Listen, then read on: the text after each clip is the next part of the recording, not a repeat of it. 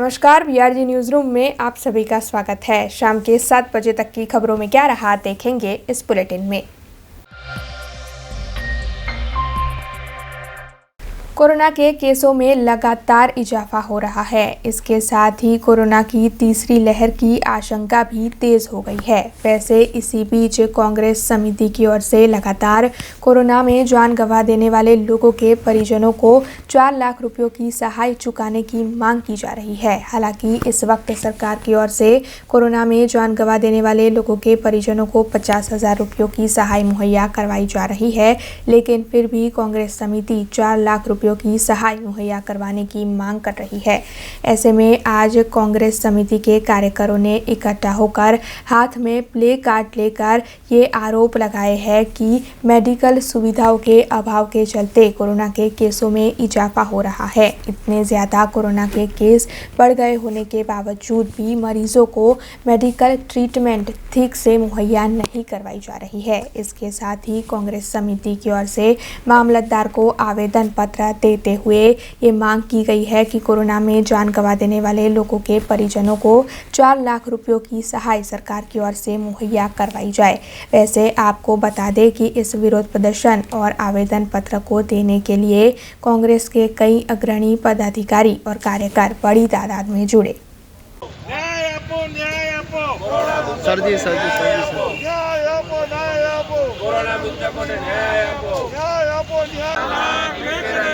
न्याय हम दिला के रहेंगे, न्याय हम दिला के रहेंगे।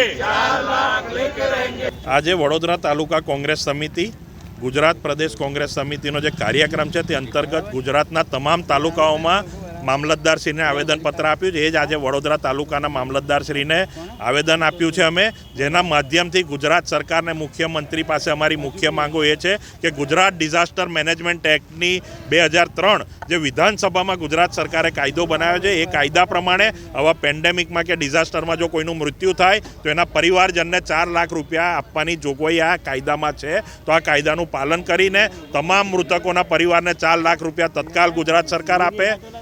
प्राइवेट दवाखानाओं में जो मोटा ने जुट्ठा बिलो लईने दर्दियों ने परिवारजनों ने लूंटवामां आया है, तो गुजरात सरकार कां तो पोते आ बिलो रिइम्बर्स करे, कां तो आ दवाखानाओं पासे आ लोकोना बिलो रिइम्बर्स करावडावे। जे गैरवहीवट थयो, सामान्य इंजेक्शन भी 800 रुपयाનું 25-25 हज़ार में वेचायो छे। भ्रष्टाचार थयो छे गुजरात में। ऑक्सिजनना बोटला नहीं मळ्या, दवाखानामां खाटला नहीं मळ्या अने समग्र रीते गुजरात हेल्थ मॉडल आखा देश ने दुनिया में एक्सपोज थई गयुं। सदंतर निष्फळ मॉडल है, एनी न्यायिक तपास कराई अने जे लोको आना जवाबदार है ए लोकोने सजा करवामां आवे अने जे साचा अर्थमां फ्रंटलाइन वॉरियर्स है, सरकारी के सरकारी कर्मचारीओ जेमने कोरोनानी महामारी में सेवा आपी है, दर्दियों ने एना परिवारजनों ने राहत आपी है, जो एमां एमनुं मृत्यु थयुं होय कोरोनाना लीधे तो एमना परिवारमांथी कोईने परमेनंट सरकारी नौकरी आपे। आ 4 अमारी मुख्य मांगो छे, जेनुं आवेदनपत्र आज अमे आप्युं।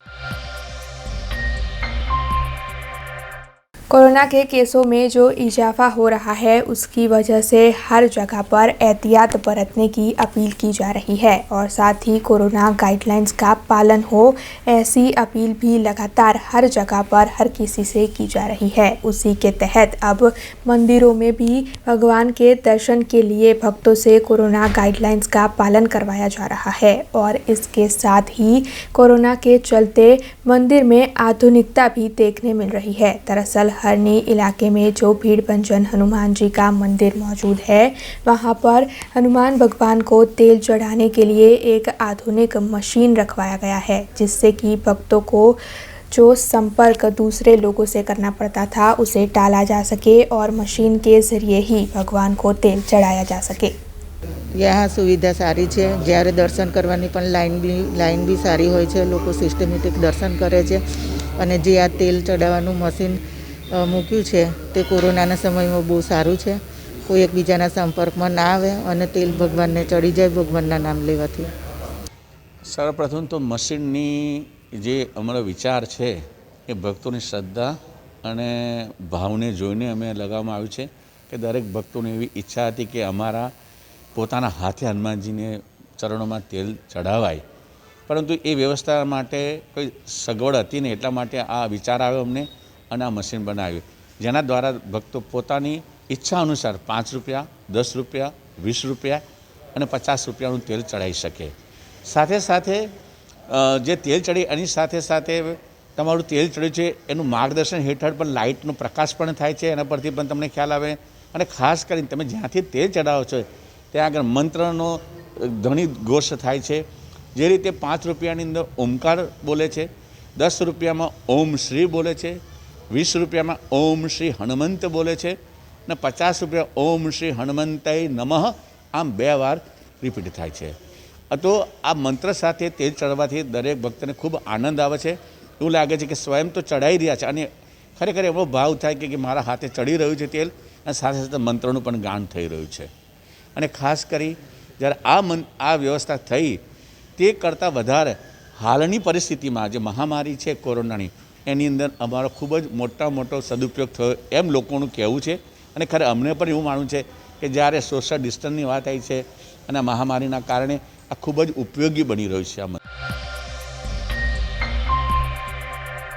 भारतीय किसान संघ की ओर से बीते कई वक्त से पड़तर मांगे रखी जा रही है, लेकिन सरकार ने अभी तक भारतीय किसान संघ की मांगों को स्वीकार नहीं किया है। दरअसल भारतीय किसान संघ से जुड़े किसानों की ओर से 3 मुख्य मांगे रखी जा रही है, जिसके तहत उन्हें उनकी फसल के पोषणक्षम दाम मिले, बिजली के दर सभी किसानों के लिए एक सरीखे हो और इसके साथ ही रीसर्वे की जो कामगिरी करवाई जा रही है उसमें तेज़ी लाई जाए। ये 3 मांगे किसानों की ओर से लगातार की जा रही है और इन्हीं मांगों के चलते आज वडोदरा ग्राम्य इलाके के किसान इकट्ठा हुए थे और भारतीय किसान संघ के तहत इन सभी किसानों की ओर से नर्मदा जिला कलेक्टर को आवेदन पत्र देते हुए जल्द से जल्द उनकी मांगे पूरी करने की बात रखी गई।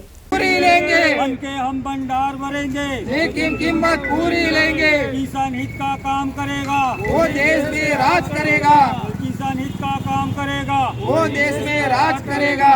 पहचान अन्न के हम भंडार भरेंगे, लेकिन कीमत पूरी लेंगे, अन्न के हम भंडार भरेंगे। અમે આજે વડોદરા ખાતે નર્મદા ભુવન મામલતદારશ્રીની ઓફિસે આવેલ આજુબાજુના તમામ ખેડૂતો આવેલ છે અને અમારી 3 માંગણીઓ મુખ્ય છે। એક તો પોષણક્ષમ ભાવ મળવા જોઈએ, બીજી માંગણી વીજ દર 1 હોવા જોઈએ દરેક ખેડૂત માટે અને ત્રીજી માંગણી રીસર્વેની જે માપણી થઈ રહી છે એ એકદમ પરફેક્ટ અને એકદમ ઇઝી હોવી જોઈએ। એટલે મુખ્ય માંગણીને લઈને પોષણક્ષમ ભાવ એટલે શું તો કે ખેડૂત જે ખર્ચ કરી રહ્યો છે આજે દિવસે દિવસે ખેડૂતને ખર્ચ વધી રહ્યા છે અને ભાવ વધતા નથી।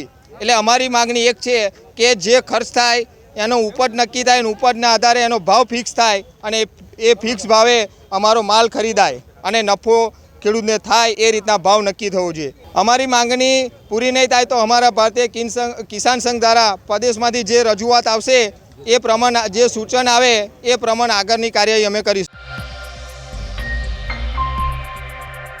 कुछ वक्त से सिख समाज के लोगों को सोशल मीडिया के जरिए असामाजिक तत्वों की ओर से कुछ संदेश भेजे जा रहे हैं और इन संदेश के ज़रिए सिख समुदाय का अपमान किया जा रहा है, जिसके चलते आज गुरुद्वारा साहब कमेटी के सिख समुदाय से जुड़े लोग इकट्ठा हुए और police commissioner doctor Shamsher Singh के पास आवेदन पत्र देने पहुंचे।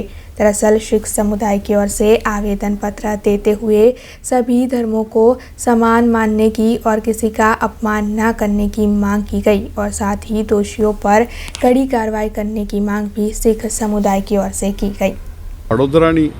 વડોદરાથી અમે બધા સિખ સમાજના પ્રતિનિધિઓ અને ગુરુદ્વારાના કમિટીના પ્રતિનિધિઓ કમિશનર સાહેબને જે સિખ સમાજની વિરોધમાં સોશિયલ મીડિયા યુટ્યુબ અને અલગ તરીકે જે એક વિવાદ ઊભા કરવામાં આવી રહ્યું છે એ દબાવવા માટે નહીં કે એના વિરોધમાં અમે कारण कि जो धर्म ने आपस में लड़ाने की जो बात चल रही है उसको रोकने के लिए हम आवेदन पत्र देने आए हैं, क्योंकि सिख हमेशा ही सभी धर्मों का सम्मान करते हैं और गुरुद्वारों के अंदर सभी धर्मों को हम उनका स्वागत करते हैं और हम धर्म की राजनीति नहीं करते हैं और धर्म की राजनीति हम चाहते भी हैं कि कोई हमारे साथ ना करें, क्योंकि सिख समाज के जो जुवान हैं उनके अंदर बड़ा रोष है। उस रोष को बताने के लिए हम लोग आए हैं और पुलिस कमिश्नर से रिक्वेस्ट कर रहे हैं कि इस चीज़ को रोका जाए।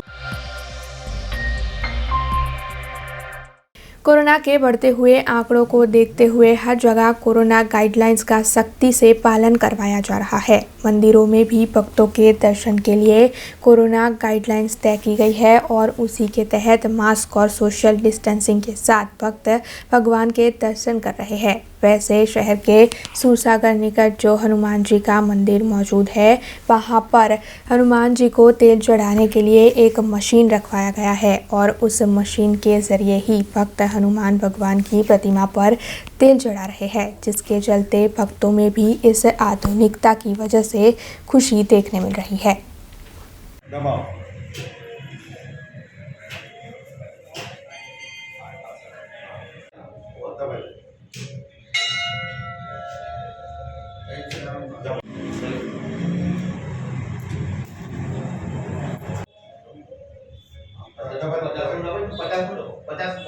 जय सियाराम। આપણે સુરસાગર કિનારે શ્રી હનુમાન મંદિર આવેલું, જ્યાં તમે જોઈ શકો છો કે આજથી 2 વર્ષ પહેલાં કોરોના આવેલો, એની લહેર ખૂબ ચાલી, એમાં તમે જોઈ શકો છો કે અનેક મૃત્યુ બી થયેલા છે। ત્યારબાદ પાછા થોડો ટાઈમ માટે કોરોના નાબૂદ થઈ ગયું, પણ હવે પાછો તમે જોઈ શકો છો કે પાછો કોરોનાની લહેર પાછી વધી રહી છે, જે કે ઘણા કેસો આવી રહ્યા છે।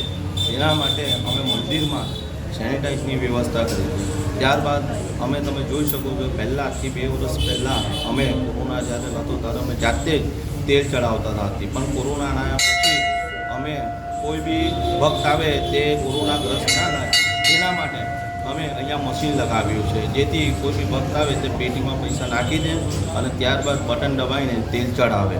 એના માટે બધી વ્યવસ્થા કરવામાં આવી છે।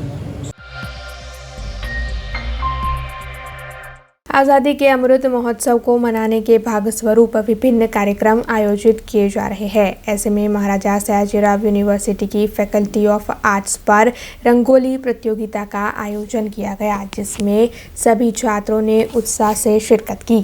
कमिश्नर युवक सेवा और सांस्कृतिक प्रवृत्ति गांधीनगर, जिला युवा विकास अधिकारी की कचहरी वडोदरा और साथ ही महाराजा सयाजीराव यूनिवर्सिटी के सहयोग से और ललित कला एकेडमी के सहयोग से आज़ादी का अमृत महोत्सव मनाने के भाग स्वरूप एक आयोजन किया गया है। दरअसल महाराजा सयाजीराव यूनिवर्सिटी की फैकल्टी ऑफ फाइन आर्ट्स पर आज़ादी के अमृत महोत्सव को मनाते हुए रंगोली प्रतियोगिता आयोजित की गई है। इस प्रतियोगिता के तहत देशभक्ति आधारित थीम पर छात्रों की ओर से रंगोली बनाई जा रही है। उसी के तहत आज छात्रा इस रंगोली प्रतियोगिता में उत्साह से हिस्सा लेते हुए नजर आए।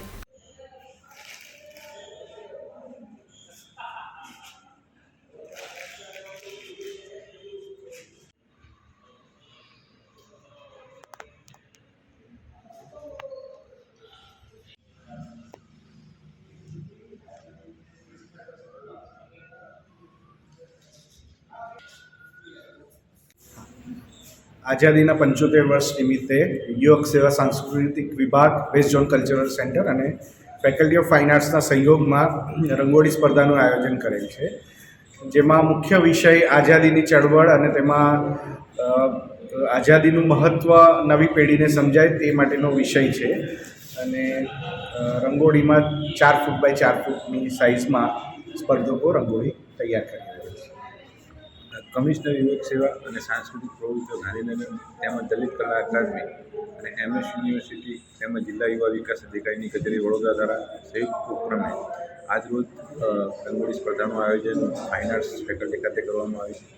કુલ 6 કલાકારોની અંદર ભાગ લીધો છે। આગળ આ લોકો જિલ્લામાંથી રાજ્યમાંથી રાષ્ટ્રીય કક્ષાએ ભાગ લેવા માટે વડોદરાથી જશે।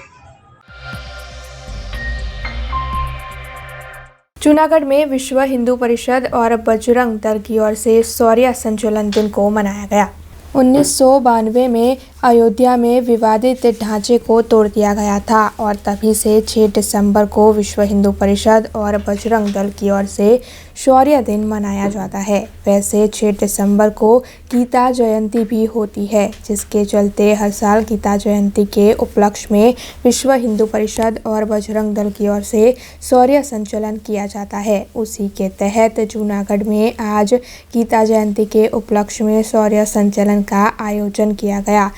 शुभेश्वर महादेव मंदिर से आयोजित किए गए इस शौर्य संचलन में बड़ी तादाद में विश्व हिंदू परिषद और बजरंग दल के कार्यकर जुड़े।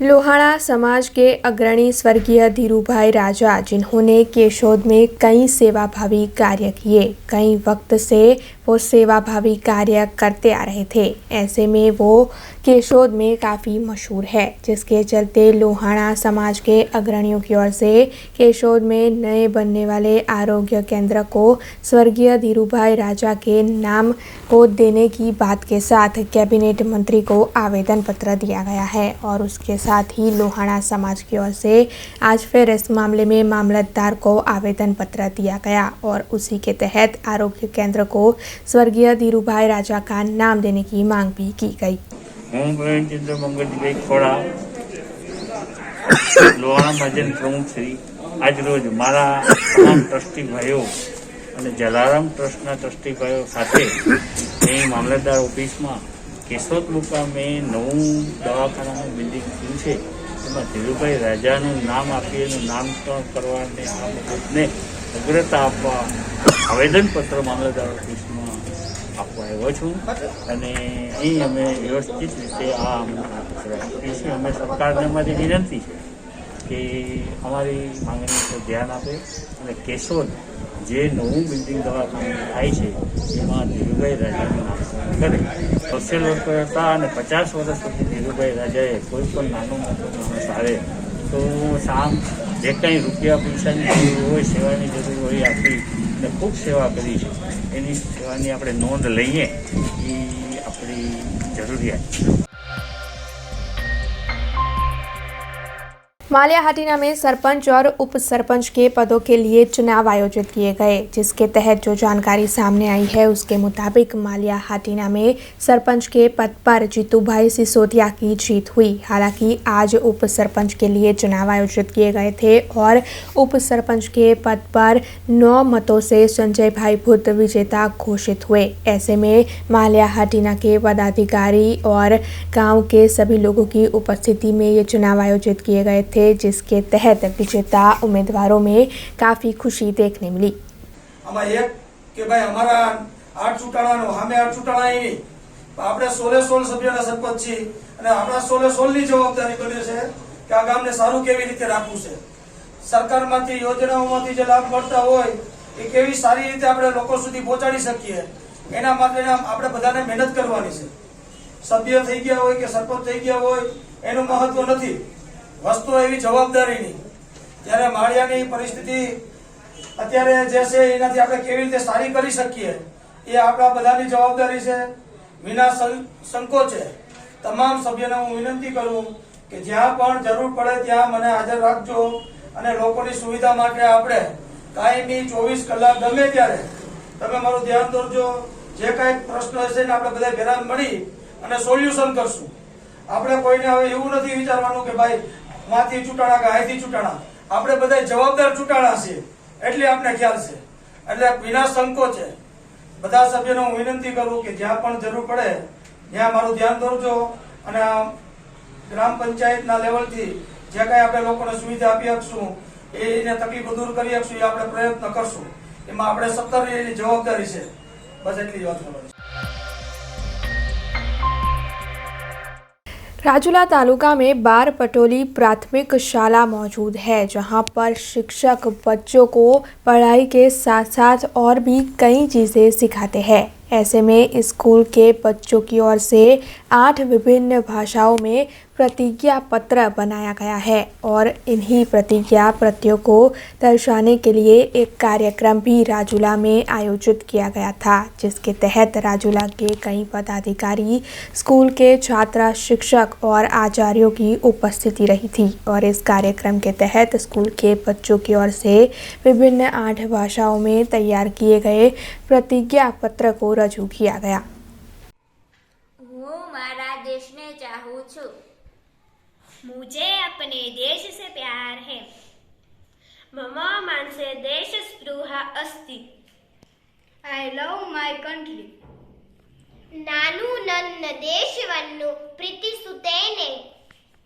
अमी आम्हा देश के भालोबासी। माझ्या देशावर माझे प्रेम आहे।